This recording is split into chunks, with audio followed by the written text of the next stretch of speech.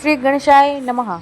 મિત્રો, આપ જોઈ રહ્યા છો અમારી યુટ્યુબ ચેનલમાં આપણી પ્રિય ચેનલ ધાર્મિક વ્રત કથામાં આપનું હાર્દિક સ્વાગત છે. આજના વિશેષ વિડીયોમાં આપણે વાત કરીશું અષાઢ માસ પૂર્ણિમા, જેને કે ગુરુ પૂર્ણિમા તરીકે ઓળખવામાં આવે છે. આ દિવસે શું ખાસ મહત્વ છે, ક્યારે છે અને પૂર્ણિમાનું મુહૂર્ત કેવી રીતે કરવામાં આવે છે, ચંદ્ર દર્શન, જેની પૂજા, તેમનું શું આજ ખાસ ઉપાય, આ બધી સંપૂર્ણ માહિતી માટે આપણે આજે મેળવીશું. જો આ વિડીયો આપને પસંદ આવે તો લાઈક કરજો, શેર કરવાનું ભૂલતા નહીં. જો આપ ચેનલ પર નવા હશો તો સબસ્ક્રાઈબ જરૂર કરજો, જેથી ભવિષ્ય ધાર્મિક વિડીયોની સમયસર મળશે. ધન્યવાદ. ગુરુ પૂર્ણિમા મહાત્મ્ય. ગુરુ બ્રહ્મા, ગુરુ વિષ્ણુ, ગુરુ દેવો મહેશ્વર, ગુરુ સાક્ષાત પરબ્રહ્મ તસ્મૈ ગુરુદેવે નમઃ. બોલો બ્રહ્મા ગુરુ પરાત્માની જય. મિત્રો, ગુરુ પૂર્ણિમાનો અર્થ છે કે આપણા જીવનમાં જે માર્ગદર્શક આપે છે તેવા સાચા ગુરુનું સ્મરણ કરવાથી પવિત્ર વ્રત છે. આ દિવસે દેવગુરુ બૃહસ્પતિજીની પૂજા કરવામાં આવે છે. સાથે સાથે ભક્તો પોતાના આધ્યાત્મિક ગુરુના, સાધુ સંતો, માતા પિતા, જેને કે કેવી તેમના જીવનમાં જ્ઞાન આપતું હોય તેવા વ્યક્તિની પૂજા કરે છે. જેમાં જીવન હજુ ગુરુ નથી તેને આજે ગુરુ ધારણ કરી શકે છે. આપણે ઈશ્વરના પરાત્મા કે માતાજીના ગુરુ રૂપે સ્વીકારીએ છીએ, કારણ કે ગુરુ એ આપણા અંધકારમાંથી પ્રકાશ તરફ લઈ જાય છે. આજના દિવસે ગુરુના ચરણોમાં જ્ઞાનપૂર્વક નમન કરવાની સાથે આપણે ગુરુ દ્વારા કરવામાં આવે છે જ્ઞાન માર્ગદર્શનનું કર્જને ચૂકવવાનું યોગ્ય દાન આપી શકીએ છીએ. આથી આ પવિત્ર માત્ર ધાર્મિક જ નહીં પણ ઊંડા આધ્યાત્મિક અર્થ ધરાવે છે. શાસ્ત્રમાં જણાવવામાં આવ્યું છે મુજબ આજના દિવસના આદિયોગ ભગવાન શિવને સમર્પિત પ્રથમવાર જ્ઞાન આપ્યું હતું અને તેથી એ પ્રથમ ગુરુ કહેવાય છે. ભગવાન દત્તાત્રેયે 24 ગુરુઓ પાસેથી જ્ઞાન પ્રાપ્ત કર્યું હતું. દર્શાવવામાં આવે છે કે જીવનમાં દરેક પ્રસંગ અને વ્યક્તિમાંથી આપણે શીખીએ છીએ કે માર્ગદર્શન આપનાર બધા જ આપણા માટે ગુરુ સમાન છે. મહર્ષિ દેવવ્યાસજીનો જન્મ પણ આ પૂર્ણિમા ભાવંત દિવસે થયોનું મનાય છે, કારણ કે આ દિવસે આત્મજ્ઞાન દ્વારા અને ગુરુ ભક્તિ તરીકે માનવામાં આવે છે. આ દિવસે મહત્વ એટલે કે એના માટે પણ આપણે જીવનભર સાચા ગુરુની શોધ તરસીએ છીએ. ગુરુ હોય તો આપણા પરાત્મા સુધી પહોંચાડે છે અને પરાત્મા આપણા અંતરના આપણા આત્મરૂપે પહેલી જ વસે છે. ગુરુ આપણને આપણું સાચું સ્વરૂપ ઓળખવાની મદદ કરે છે. પરાત્મા શોધી આપણે બહાર કરીએ છીએ કે જે પણ તે હોય આપણા હૃદયમાં રહે છે. આપણી શુદ્ધ મન સ્થિતિ વસે છે. તેમની મનથી બુદ્ધિ પવિત્ર રાખવી જોઈએ, જેમ કે ત્યાં પરમાત્માનો વાસ છે. ગુરુના વ્યક્તિ આપણને રસ્તો બતાવે છે. અહીં હકીકત શીખવે છે કે એવું શીખવે છે કે જે દેવ પરાત્મા તારી અંદર છે તેનું માન રાખ, એ જ કાર્ય કર કે પરાત્માને સાક્ષી રાખીને કર. જે પરાત્માને આપણે જીવનમાં આપ્યું છે તે જીવન જીવવા માટે જરૂરના તત્વો આપ્યા છે, રોટી, કપડાં, મકાન અને આપ્યું છે કે જે આપણું પરાત્મા આપણે આભાર માનવો જોઈએ. તેમણે આપણને સુખ, શાંતિ, આરોગ્ય, બુદ્ધિ, અંગો, નિદ્રા આપી છે, જેના માટે કારણ આપણે દુનિયામાં કોઈ પણ ને સમજાવી શકીએ છીએ. પરાત્માના જ્ઞાનતા શીખવાડનો સાચો ગુરુ કહેવામાં આવે છે. જ્યારે યોગ્ય ગુરુ હોય તો તેને ગુરુ અને શિષ્યને બંને ભટકી શકે છે. કહેવામાં આવે છે કે આરોગ્ય ગુરુ અને શિષ્ય એ ભટકતા જાય છે અને ભવસાગર પાર પાડવો એ મુશ્કેલી બની જાય છે. તેથી યોગ્ય અને સાચા ગુરુ હોવાના અંતે અવશ્ય કહે છે. સાચો ગુરુ ક્યારે પોતાના શિષ્ય પાસેથી આશા રાખતો નથી, પરંતુ જ્યારે શિષ્યને સમજાવવા લાગે છે તે ગુરુની સાચી દિશાઓ લઈ જાય છે. જીવનમાં સાચું માર્ગદર્શક આપે છે કે અત્યારે શિષ્યો પણ એક કર્તવ્ય બને છે. જેમ કે ગુરુ જ્ઞાન માન રાખે તેના જીવનમાં તેનો અમલ કરે છે. ગુરુ અને શિષ્યનો સંબંધ એવો પવિત્ર હોય છે જેમ કે ઈશ્વર અને ભક્તનો હોય છે.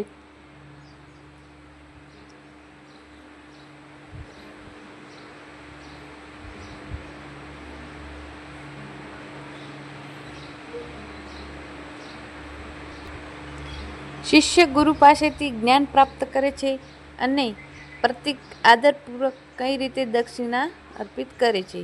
આજના સમયમાં સાચો ગુરુ મેળવવા ખૂબ જ મુશ્કેલી છે, પણ જ્યારે સાચો ગુરુ મળે ત્યારે જીવન બદલાઈ જાય છે. સનાતન ધર્મ અનુસાર અષાઢ માસના પૂર્ણિમાનું ખૂબ જ પવિત્ર અને પુણ્યદાયી માનવામાં આવે છે. આ દિવસે ગુરુના પ્રત્યેક દ્વારા ભક્તિ અને કૃતજ્ઞાન વ્યક્ત રાખીને ખૂબ જ મહત્વપૂર્ણ માનવામાં આવે છે. પ્રાચીન સમય પર એવી પરંપરા હતી કે જ્યારે આપણે કોઈ પણ પાસેથી કંઈ મળતું હોય તો આપણે કંઈ જ અર્પિત કરીએ છીએ. આપણા આપેલા દ્વારા આપણો દેવતાઓ સાથે પણ જોડાઈએ છીએ. જેમાં કે ઘરમાં કોઈ પણ શુભ કાર્ય કરીએ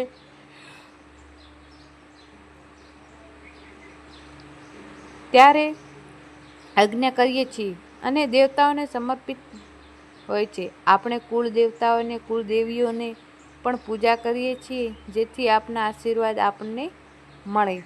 એમ જ રીતે આપણા પિતૃઓને સ્મરણ કરી તેમના આશીર્વાદ મેળવીએ છીએ. એ જ રીતે જ્યારે આપણે ગુરુ પાસેથી જ્ઞાન મેળવીએ છીએ ત્યારે ગુરુ પોતાના યોગ્ય શિષ્યને પામી ધન્ય બનાવતા હોય છે.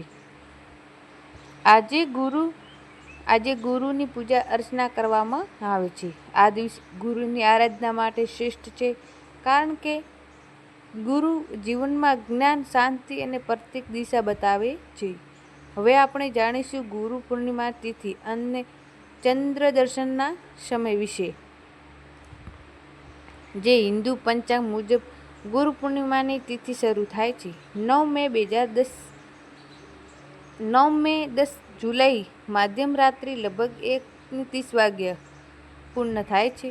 10 અને 11 જુલાઈ મધ્યમ રાત્રિ લગભગ 2 વાગે થાય છે. ગુરુ પૂર્ણિમાનો ઉત્સવ 10 જુલાઈ 2025ના દિવસે માનવામાં આવે છે. આ દિવસે ભક્તો વ્રત રાખે છે, સ્નાન કરે છે, દાન આપે છે અને જપ પણ કરે છે. ભગવાન શ્રી સત્યનારાયણ કથાની કથા કરે છે અને આજે ચંદ્ર દર્શન એ ખૂબ શુભ માનવામાં આવે છે. ચંદ્રદેવ અર્થે અર્પણ કરવામાં આવે છે. ભગવાન સોમનાથની પૂજા પણ થાય છે. હાલના ચોમાસું મોસમ હોય તો આપણે વાદળછાયું વાતાવરણ હોય છે. ચંદ્ર દર્શન હંમેશા સ્પષ્ટ થતું નથી, છતાંય પણ ચંદ્ર ઉદય સમયને સ્મરણ કરી પ્રમાણે કરવો એ શુભ માનવામાં આવે છે. આજે માતા કુળદેવીની પણ આરાધના કરીને શ્રેષ્ઠ છે. જે આ વર્ષે ચંદ્ર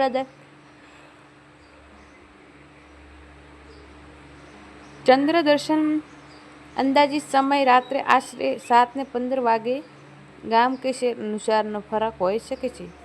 ગુરુ પૂર્ણિમા વ્યાસ પૂર્ણિમા પણ કહેવામાં આવે છે. જેમ કે આ દિવસે ભગવાન વેદવ્યાસજીનો જન્મ થયો હતો. ભગવાન વેદવ્યાસજીનો જન્મ અસ્ત્રશાસ્ત્રોમાં રૂચિત અને પ્રથમ ગુરુ માનવામાં આવે છે, જેમના વેદોનું સંકલન કર્યું હતું અને મહાભારત અને પૂર્ણિમામાં લખ્યા હતા કે જેથી આજે આપણે તમામ દ્વારા રચાયેલા ગ્રંથોની પૂજા કરવામાં આવે છે, તેમનું સ્મરણ કરીએ છીએ, જ્ઞાન પ્રાપ્ત કરવામાં આવે છે. ભગવાન વેદજીના ભગવાન શ્રી હરિના અવતાર માનવામાં આવે છે. આ કારણે આ પૂર્ણિમા વ્યાસ પૂર્ણિમા કહે છે. આજના દિવસે દીપપાન પણ ખાસ મહત્વ છે. આ ઘર અથવા મંદિરોમાં દીવો પ્રગટાવી શુભ માનવામાં આવે છે. આ ઉપરાંત મહાલક્ષ્મીજીનો જન્મ ઉત્સવ પણ આજે માનવામાં આવે છે. દરેક પૂર્ણિમાનો અમાવસ્યાનો લક્ષ્મીજીની પૂજા કરવાની પરંપરા છે. પરંતુ આજના દિવસે તેમના પતિ ભગવાન શ્રી નારાયણની પણ પૂજા ખાસ રૂપે થાય છે. ઘરમાં માતાજીની કુળદેવીના નામનો દીવો પ્રગટાવે છે એ શ્રેષ્ઠ માનવામાં આવે છે. ભક્તો કે મંદિરોમાં જઈ દીવો પ્રગટાવે છે અને આજે સત્યનારાયણ દેવની કથા વાંચીને સંભળાવી ખૂબ શુભ માનવામાં આવે છે. સત્યનારાયણ ભગવાનને કલિયુગના રાજા કહેવામાં આવે છે. તેની રીતે ઈશ્વર છે તે સત્ય અને ધર્મ વસે છે. એટલે કે જો આપણે સત્ય માર્ગે અને ધર્મના માર્ગે ચાલીએ તો આપણને ઈશ્વર આપણાથી દૂર નથી હોતો. તેને આપણા અંદર રહેલા છે. ધર્મ એટલે શું? ધર્મ એ કોઈ પણ દુઃખ આપતું મનથી, ન વાણીથી અને ન કર્મથી. જ્યારે કોઈ આપણી વાત અને વર્તમાનમાં કષ્ટ થાય છે તે સાચો ધર્મ છે. જો દરેક વ્યક્તિ આ પ્રમાણે વિચારે તો વર્તે તો દુનિયા કલેશ થાય જ નહીં, પણ દુર્ગમ એવું હંમેશા બને જ નહીં. એક શાંતિ રહે છે, બીજું વ્યક્તિ ઝઘડો કરે છે, તેના કારણે જીવનમાં શાંત ન રહે. જેણે પણ સત્ય માર્ગે અપનારો હોય છે તેઓ જીવનમાં ઘણી વખત વિઘ્નો આવે છે, છતાં પણ સાચો માણસ ધર્મ અને સત્ય છોડે છે. એટલા માટે આપણે ઈશ્વરની આરાધના સમજદારી અને સચ્ચાઈથી કરવા જોઈએ, નહીં તો દેખાડવા લાગવા કરીએ અને જ્યારે આપણે સત્ય માર્ગે ચાલીશું ત્યારે ઈશ્વર નજીક રહીશું. કારણ કે ઈશ્વર બહાર નહીં, આપણા અંદર રહે છે. આપણે માત્ર તેમને ઓળખવાની, સ્વીકારવાની જરૂર નથી. ઈશ્વરની કૃપા આપણા પર રહે તે કહેવામાં આવે છે કે જો આપણે ઈશ્વરની કૃપાથી આપણા પર રહે છે, જેને દુઃખ દંડ બને છે, તેનાથી આપણું દુર્ભાવ જલ્દી કપાઈ જાય છે. ઘણા લોકો મનુષ્યને ટૂંકમાં હોય છે કારણ કે જો કોઈ આપણે તેમના જીવનમાં લેનદેન ઝઘડપૂર્ણ થાય છે. તે કેટલાક લોકો લાંબુ જીવન જીવે છે કારણ કે ત્યાં સુધી પોતાનું કર્મ અને લેનદેન ચૂકવણો નહીં થાય ત્યાં સુધી મૃત્યુ પણ થતું નથી. આપણે ઘણીવાર લાગે છે કે મૃત્યુ સરળ છે, પણ સાચું મૃત્યુ પીડાકારણ હોય છે. અલ્લાહ મૃત્યુ કહે વાસ્તવમાં સંપૂર્ણ સાચું નથી, કારણ કે શાસ્ત્રમાં કહે છે કે ઈશ્વરની સજા વગર એક પાન પણ હલતું નથી. તો આપણને અકાલ મૃત્યુ થયું છે પ્રમાણે હોય છે કે જે ઈશ્વર દૃષ્ટિકોણ અને ઘટનામાં સમયસર બને છે. એટલા માટે આપણે સાચા અને ખોટા વચ્ચે ભેદ કરવાની જરૂર હોય તો ગુરુની જ્ઞાન જરૂર પડે છે. આ જ્ઞાન આપણો સાચો ગુરુ પાસેથી મળે છે. જો આપણને આત્મગુરુ મેળવી શકે જે પવિત્ર ગ્રંથો પણ આપણા માટે ગુરુ બની શકે, જેમ કે ભગવદ્ ગીતાનું પુસ્તક, જે ભગવાન શ્રીકૃષ્ણ દિવ્ય વાણી છે. જ્યારે મનથી અધીર થાય છે, ચિંતક થાય અને મૂંઝવણ થાય ત્યારે આપણે ભગવદ્ ગીતાનું પાનું ખોલીને વાંચીએ. જેનું પૃષ્ઠ આવે છે તે ઘણી વખત તેમના દ્વારા આપણું પ્રશ્નનો ઉકેલ મળી શકે છે. શાસ્ત્રોમાં ગ્રંથોમાં આપણા જીવન માટે ઉત્તમ માર્ગ પર આપે છે. અષાઢ પૂર્ણિમા ચંદ્રદેવની પૂજા સાથે સંકળાયેલી તિથિ છે, જેથી આજે ચંદ્રમૌલેશ્વર મહાદેવ એટલે ભગવાન શિવ પણ ને આરાધના કરવામાં આવે છે. શિવની પૂજા સમય રીતે અને તેનું સન્માન જોઈએ. સાદુ ગંગાજળ હોય છે, શ્રેષ્ઠ બીલીપત્ર, ગાય માતાનું કાચું દૂધ, ચોખા, અબીલ, ગુલાબ, ચંદન, વિવિધ પુષ્પો, પુષ્પમાળાઓ, દીપ, ધૂપ અને નૈવેદ્ય મીઠાઈઓ અથવા શિવજીને પ્રિય ભાંગ પણ અર્પણ થાય છે. આ રીતે ભક્તિભાવથી ભગવાન શિવની પૂજા કરવામાં આવે છે અને કૃપામાં આવે છે. આજના દિવસે જો આપણી સામે બહુ જ ઓછા સાધનો હોય તો સરળાત ભગવાન મહાદેવની પૂજા કરી શકાય છે. સાવ સાદું એક લોટો પાણી અને એક બીલીપત્ર હોય છે તો પણ ભક્તિભાવથી શિવજીની પૂજા શક્ય થાય છે. ભગવાન શિવજીની પૂજાના સમયે મંત્રો જાપ કરી શકાય છે. ઓમ સોમ સોમાય નમઃ, ઓમ ચંદ્રાય નમઃ, ઓમ સોમનાથ નમો નમઃ. માતા લક્ષ્મી પૂજા માટે મંત્રોનું પાઠ કરાય છે. ય રત્તા મુજવાસિની વિલસિની ચંડાસુ તેજસ્વિની યા રત્તા રુધિબંબા હરિસકી યા શ્રી મનોહરલદની અથવા ઓમ મહાલક્ષ્મય વિદ્મહે વિષ્ણુપતે ધીમહિ તંત્રો લક્ષ્મી પ્રચોદયા. ભગવાન શ્રી હરિનારાયણની સત્યનારાયણ કથા સમયે શ્લોક બોલવામાં આવે છે. શાંતકાર ભુજકાય પદ્મસુરેશમ વિશ્વધારણ ગગદમ સદમ મેઘવર્ણ સુગમ લક્ષ્મીકાંત મંગલમ યોગીધરણમ વંદે વિષ્ણુ ભવહર સર્વલોકનાથનમ. આવા મંત્રને જાપ કરવાથી ભગવાનની પૂજા અને ઉપવાસ થાય છે. મંત્ર એટલું વચન, મન પ્રભુને સંબંધ, તેથી ભક્તિ તરફ આપણું ધ્યાન ખેંચે છે. આ મંત્રને આડવો હોય તો માત્ર પ્રભુને નમસ્કાર કરીએ છીએ, તેમનું નામ લઈ લઉં એટલું પણ પૂરતું છે. આજે પૂર્ણિમા દિવસે ચંદ્રદેવ સંપૂર્ણ રીતે ખીલી હોય છે, એટલે કે ચંદ્ર દર્શન તેમાં અર્ધ આપતું શુભ માનવામાં આવે છે. ચંદ્ર દર્શનના સકાન ઉર્જા મળે છે. માતા લક્ષ્મીજીની પૂજા કમળ ફૂલ, કકડીથી, માળાથી અથવા મંત્ર જાપ કરવામાં આવે છે. જો હોય તો શ્રી અગ્નિ યંત્રની પણ પૂજા કરી શકાય છે, જેના દ્વારા ધન અને ધાન્ય વૃદ્ધિ થાય છે. આજે તુલસી માતાની પૂજા પણ વિશેષ મહત્વ ધરાવે છે, કારણ કે ભગવાન નારાયણને અતિ પ્રિય છે. સત્યનારાયણ ભગવાનની કથા એ સમયે તુલસીના પાત્રો અર્પિત કરવામાં જોઈએ છે. તુલસી માત્ર પવિત્ર જ નથી પણ આયુર્વેદિક ઔષધ પણ છે, જેથી તેને તુલસી પૂજનનું આરોગ્યનું પણ સ્પષ્ટ થાય છે. આજે ભગવાનની કૃપાને ઘરમાં સુખ શાંતિ સમૃદ્ધિ પ્રાપ્ત થાય છે. આજના દિવસે પીપળાના વૃક્ષની પૂજા પણ ખૂબ શુભ માનવામાં આવે છે, અને વૃક્ષ દ્વિવેદ બ્રહ્મા વિષ્ણુ મહેશનું પણ પ્રતીક માનવામાં આવે છે. પીપળાના આરાધના પિતૃદોષ, ગુરુદોષ, અન્ય સંકટોથી થવાનું માન્યતા છે. આજના દિવસે દાન કરવું એ વિશે મહત્વ, જેમ કે અન્નદાન, વસ્ત્રદાન, ધનદાન, જૂતા, ચપ્પલ, છત્રી, ચોમાસા માટે ધાબળા, આ બધું જરૂરિયાતમંદોમાં આપેલું પુષ્પને ફળ મળે છે અને ઘરમાં ધનની વૃદ્ધિ થાય છે. અષાઢ માસના પૂર્ણિમાની સાથે દેવશય એકાદશીથી ચતુર્માસ પણ શરૂ થાય છે. ચતુર્માસ દરમિયાન ભગવાન શ્રી હરિનારાયણ ભક્તિ વ્રત માટે પૂજા કરવાનો વિશિષ્ટ લાભ મળે છે.